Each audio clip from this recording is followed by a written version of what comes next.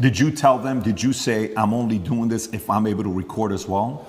I said that. Because I know that's what happened with Trump as well a couple of years ago. I didn't even tell them, I just recorded it. Okay, so they didn't know you were recording. They didn't know I was recording until afterwards, and then I said, that was dishonest, I'm going to release the whole video. You told them before you released it? I told them. There is no contract or agreement with BBC? No. Nothing was signed, it was just simply an interview, okay.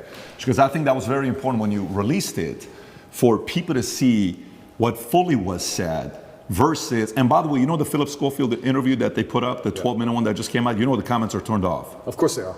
The comments are turned off, yours are turned on, his is turned off. Of course. And who knows many reasons why they would do that. But going back to BBC.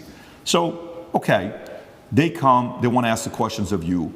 For some of the people that maybe aren't following the story closely, but they know who you are. We're in the car, we're driving, and a lot of people are asking questions. We ask the drivers, like, hey, are you going to Tate's place? How do you know we're going to Tate's place? And he says, well, who's Tate?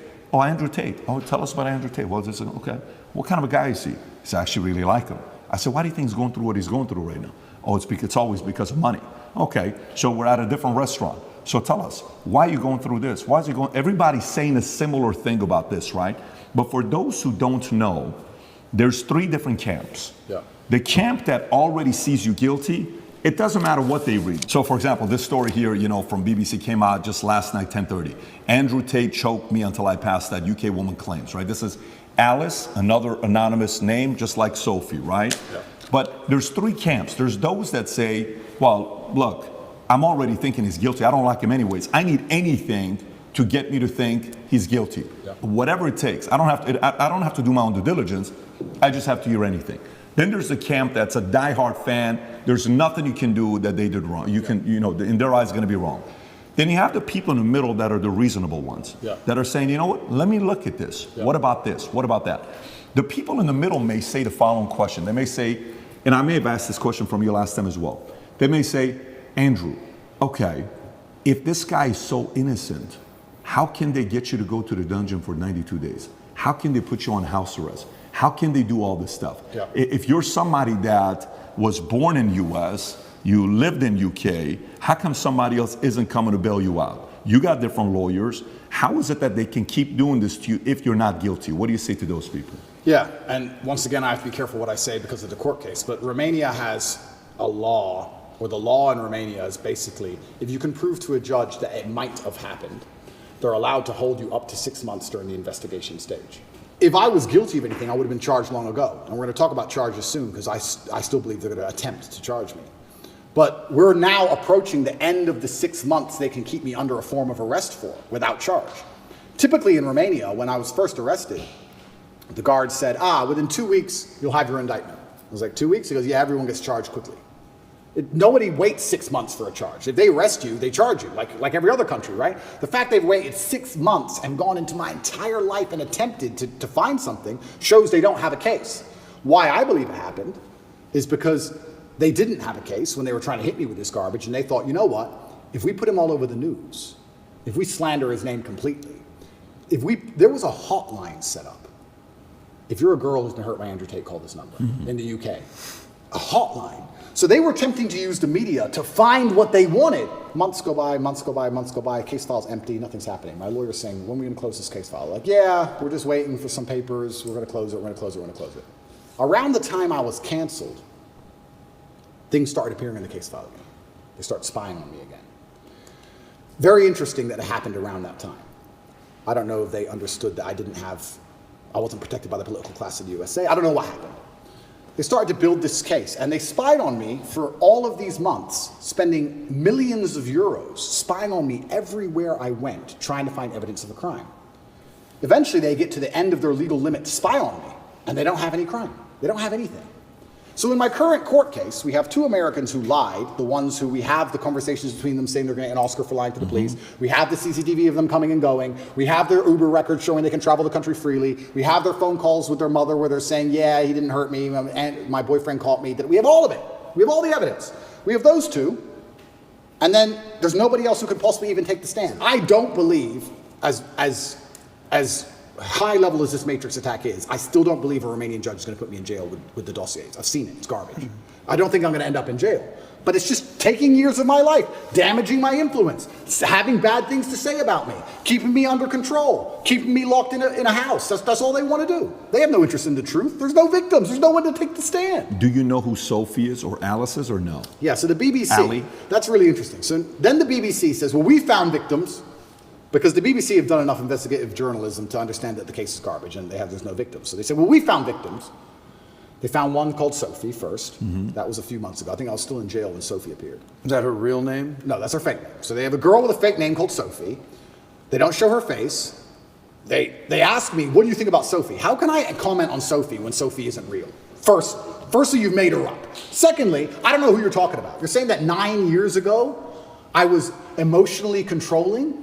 That is the most subjective garbage accusation. What does that mean? 9 years ago, I said you shouldn't party with those guys in the club. Is that what I said? I don't know what I said. I don't know who she is, if she exists at all. And they're saying 9 years ago, you were emotionally controlling. Sophie said so. Who's Sophie? We're not telling you.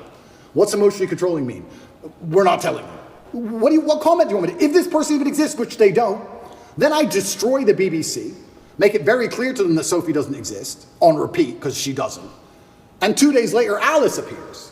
What's interesting about this is that DCOT, the federal agency inside of Romania, along with help from international partners, have tried so hard, spending millions of euros with federal level tools to find a victim so they can put me in jail. And they can't find anyone. But the BBC just pulls them up whenever they want. The BBC does.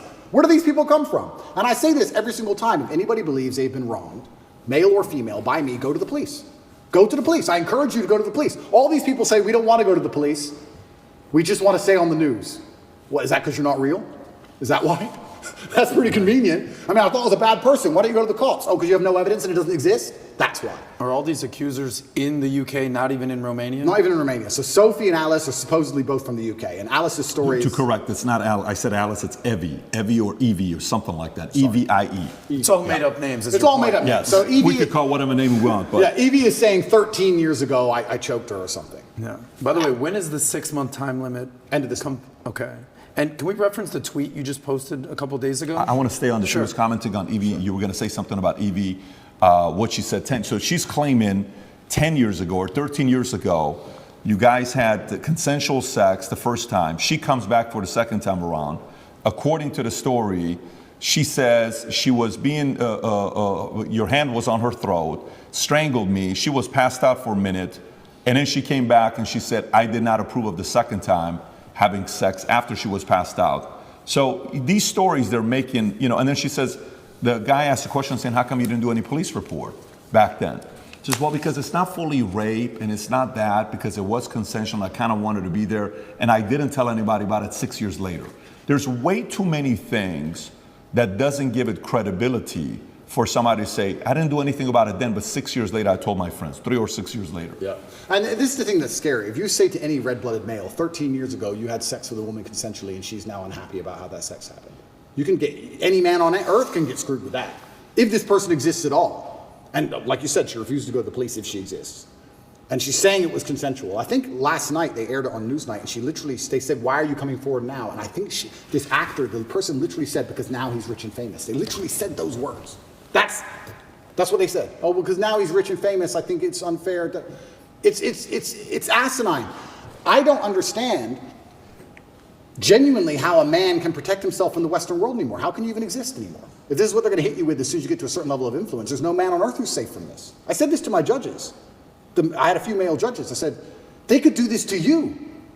They could do this to anyone. They can do it to you or me or any man watching this. Any man watching this. They can put in the BBC 9 years ago you did something. They won't tell you her name. They won't give you any chance to defend yourself because you have no idea what they're fucking talking about. And they will print it on repeat until you lose your job and lose your bank and lose your social media. And then you're going to sit there bankrupt and depressed. And then they're just going to move on from you. And if you don't die, if you're like me, a cockroach who refuses to die, if you sit around and refuse to go away, they're going to make up a new one.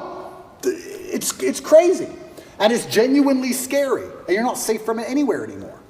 I will say right now on this podcast, I encourage absolutely anybody who believes I've harmed them, male or female, to go to the police with evidence and we'll go to court. Let's do it. I don't harm people. If I was harming people, I wouldn't be out here as open as I was. The biggest criminals and the biggest gangsters and the most heinous people on earth don't have social media. You know this. If I see a guy with an Instagram pretending he's a gangster, he's not a gangster. The real gangster hasn't got Instagram. But that's the reality of it. You think I'm going to become the most Googled man in the world if I've been running around hurting people? It's absolutely insane. And I think there has been a shift in the consciousness. I think, especially because of COVID and a few other things, people are starting to understand that all these people do is lie. I think people are starting to understand that. And the harder they try and hurt me with these lies, the less people believe it, which is scary for me. Like I said earlier, it's scary. They keep coming up with more garbage. The bullets keep bouncing off. So now they're sitting around going, we can't convince the world this person is a bad person. How do we get rid of him? That's the scary part. You were going to say something. Yeah, Follow-ups on that if you want to go 6 there. months, it's 6 months coming up right now. It's coming up Yeah. June 29th, I believe? Correct. Okay, you put out a tweet recently. You said the 6-month time limit is running out, Yeah. right? There's zero evidence against me unless they invent something against me, right? Yeah. And then you ask a poll. You said if they charge me with an empty bullet and it still takes a year to beat it and it allows them to save face, they're hoping that the world will basically forget about all this. Yeah. What do you think they will do? And you gave people 3 options. Option 1, let me go. Option 2, charge me with no evidence. Option 3, invent and frame attempt. The results were 38% let me go, Yep. right? 35% invent and frame attempt. And option 2, in third place, charge me with no evidence, 27%. So 38%, 35%, 27%. So basically, it's pretty even. So what do you think is going to happen here? The people, the 38% of people who think they're going to let me go, I think are extremely naive. I go to sleep every night, every morning. I wake up instinctually at 5 a.m. because that's when they raid your house. I wake up at like 4:59. I just fucking shoot up because they busted my house 3 times now. It's not nice to have a bunch of men with guns bust in your house. It's not a nice experience. So every single morning I wake up expecting them to just turn up again with something else and drag me back to a prison cell. Who knows what? They'll just make it up.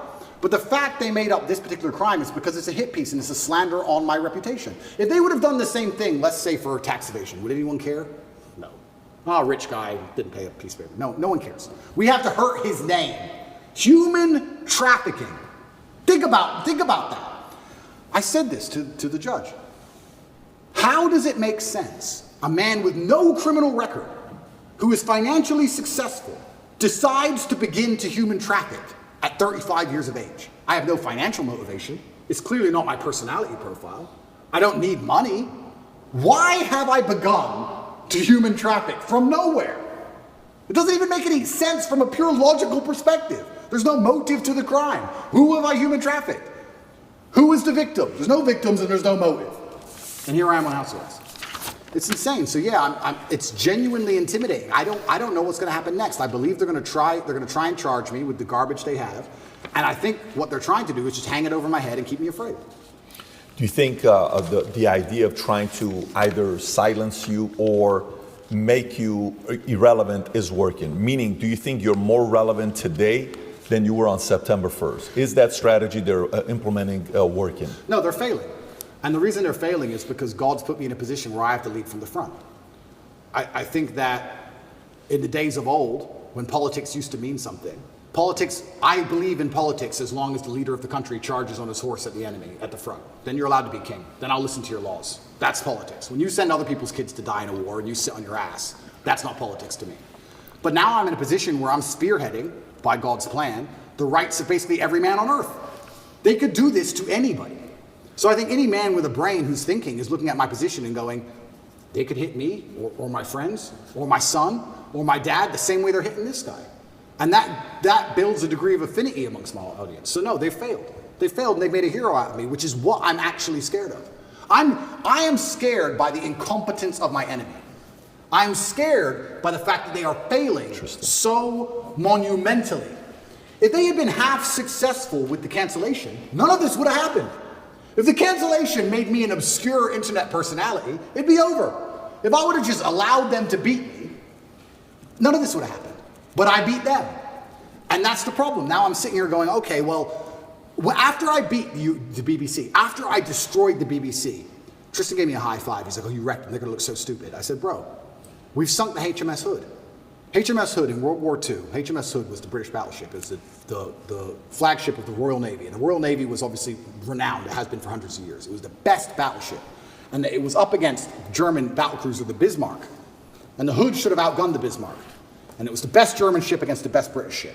By absolute fluke, the Bismarck, on its first volley or second volley, landed a shell perfectly through the top of the hood and blew up the ammo magazine. And like in the first shot, within minutes, destroyed the entire HMS Hood, killed like, I think it was like 3,000 people, 2 survivors.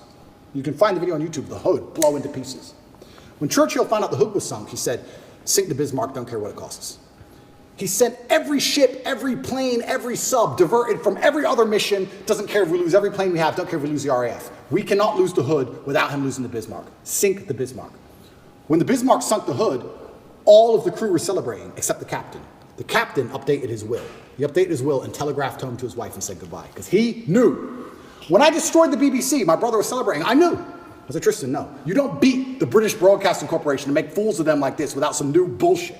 We sunk the hood. And he's like, oh, we'll see. Oh, who's this? Evie? Evie. I fucking knew it. I'm winning too well. I'm scared by the incompetence of these clowns. But I don't know what else I'm supposed to do. Am I supposed to lose? I'm genuinely looking for guidance here. Am I supposed to roll over and fucking lose? When they're lying about me and slandering my name and trying to put me back in a fucking dungeon? Back with the cockroaches? All I could do is protest my innocence, but they're such idiots, I make them look so stupid, and then there's egos involved. You think Lucy Williamson hasn't been called into a meeting room with some BBC producer saying, you made a fool of us? Yes, she has. There's egos involved. Big businessmen with business interests have ego investment in hurting me now. And I keep winning. So I don't know, I'm in a very precarious scenario. Do I continue to win? Do I let them win a bit? Do I just roll over and shut up? What am I supposed to do? I don't know what the right move is. It's difficult. You sincerely don't know what the right move is. I sincerely have decided that the best thing I can do is stay true to my faith and stay true to God and tell the truth and fight. The right move for me, I believe, is to fight. And fight to the end, because I think that suicide is always the wrong option. I believe if you're put in a bad position, the best thing you should possibly do is fight to the best of your ability, which is what I'm going to do. However, if I was looking at it purely logically without any kind of ideological motivations, perhaps if I would have shut up when they wanted me to, I wouldn't be in this scenario. But that's just not who I am. You know, Alexander the Great didn't have to keep conquering. Genghis Khan didn't need to take Vienna. He could have just chilled. He kept going. So I feel like when I'm in a position where I don't know what I'm supposed to do, the best thing I can do is just look to God and tell the truth. And that's what I'm doing. I want to ask you one more question regarding human trafficking, because this is a heinous charge, or Absolutely. allegedly. Absolutely. I mean, this is not lightweight stuff. You famously ran a webcam business. Correct. Perfectly legal. Yep. Nothing wrong with that. I mean, Yep. I can't tell you how many women are doing OnlyFans these days. Yep. Webcam business. Yep. How much of a reason was that a correlation for the human trafficking, the sex trafficking, the webcam business? How much did they correlate that to? Well, he must be human trafficking. He's running a webcam business. There's no correlation. Zero correlation. So they haven't even charged any of the webcam business for any of this. Zero. And what's crazy is... It's crazy. People assume that, right? It's crazy because one, it's not illegal. And two, you can go drive down the high street of Romania. There's webcam studios it's one of the most popular businesses in the country. It's not even illegal. And that was a past life. You're talking about something that happened 10 years ago. It was that long ago? It was about 10 years ago, yeah. It was at the very beginning of it. The very beginning of the whole idea of that industry. Connect is an application which allows you to take a minute to connect with influencers from all around the world. My name is Andrew Tate, and I'm available to speak directly to you on Connect. I think it's just perception. I understand I have this perception. Mm-hmm. And I think a lot of people who are also dislike me, a lot of the reason they dislike me so much is my perception. I've had people who say, I hate what you say. I say, what do I say? And after talking to them a while, they say, it's not what you say, it's how you say it. Of course. It's the perception of aggression. It's the perception of masculinity that they're afraid of. It's not even the words. They might like the words. Mm-hmm. It's my delivery. So I understand perception can be reality to a degree. I accepted that maybe the first month I was in jail. I understand when you have a message which is complicated, and masculinity as a whole is a very complicated tapestry, that the best way to instill it and teach it is to break it down to its core beliefs. So I've evolved way beyond Lamborghinis and chicks, right? But masculinity as a whole is a very complicated tapestry. You need to have the emotionality. You need to have the times you feel like crying and you don't. You need to have the times you can be aggressive. You need to have the times that you can be violent to protect your family. It's very complicated. And you can't teach that, especially to the young generation, in spite of the constant propaganda they have coming in their ears. very easily. So I break it down to a very core message, and the core message is that I have financial freedom, so it's hard to tell me what to do, and I have sexual access because I'm respected by women, and I have a good network because I'm respected by men. I break it down to those core things, and those core things are what I build that's how you build the tapestry of masculinity, because if you don't have those 3 core things, you can never build the rest of it. That's the beginning of it. If you don't have those 3 things, it's hard to build the rest. So anybody who doesn't look into my message properly, I mean, I'm sure these people who are after me have never listened to me speak at length, ever. Ever. They just look at a picture. He's on a boat. There's 3 girls on the boat. There's no way those girls are happy with that, because my wife hates me. And there's 3 of them. So he has to go to jail.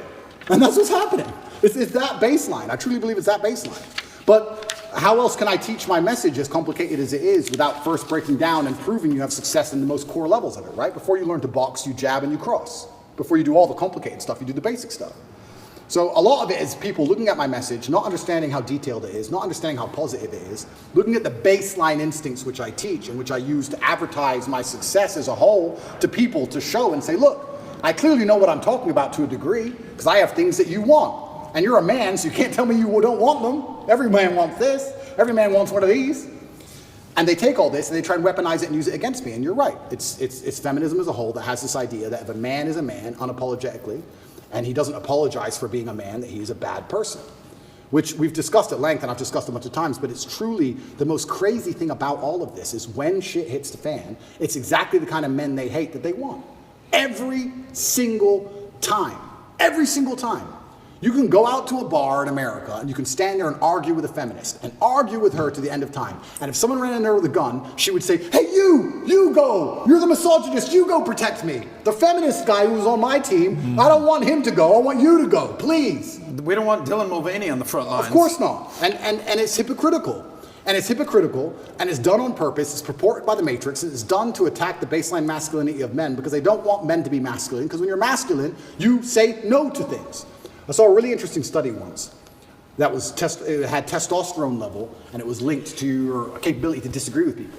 The higher your testosterone level, the more likely you are to disagree, because at a baseline level, back before we were more civilized than we are today, if you disagreed with someone, you had to fight him. Interesting. You had to fight that man. For you to sit and say you are wrong, there had to be a possibility of violence. If you didn't have the capability for violence, you didn't say you didn't say they were wrong. You just agreed with stuff, right? So they don't want men who are standing up and saying, I don't believe in X. They want to reduce our testosterone levels to our eunuchs so that we sit and say, well, I may not agree with it, but what can I really do about it? It is what it is. And then they have absolute control. Do you think history favors that ideology? Or history, eventually, a group of men stand up and say, yeah, listen, we've had enough. This is not going to be happening. I do believe that in history it's always been the same. I believe it's always been a select group of good men who are up against evil. And I think they've always been outnumbered, and it's always been difficult, and they've always suffered. All of them. When I was in jail, the amount of letters I got from people, and it was just names of, and I'm not comparing myself to these people. This is the letters I got of Nelson Mandela, Martin Luther King, Malcolm X, Muhammad Ali, everyone who was unjustly imprisoned. Everyone's gone to jail. Because when you stand up for something, they end up trying to put you in jail. When you're a good person trying to do good, the evil, the matrix as a whole, is going to try and throw you in jail. That's what they do. That's the punishment for it. And history's always been the same. It's always been a small group of outgunned people who stand up, who are, to the detriment of themselves, too principled to allow injustice and evil to thrive. And they stand up and they're outgunned and they're outnumbered, but they're like, no, I have to tell the truth. If you play a video game and you're the good guy, when you get to the boss at the end, he has more life than you. He has more hit points and he moves faster and he's a cheater. He cheats. He cheats. The bad guy cheats. But you still win because you're good. And that's how the battle's always been. I would love for the world to be another way, but I don't think it's ever been that way. I think if you find any time in history, it's always been the same story. And now I'm in the position where, like I said earlier, what am I supposed to do?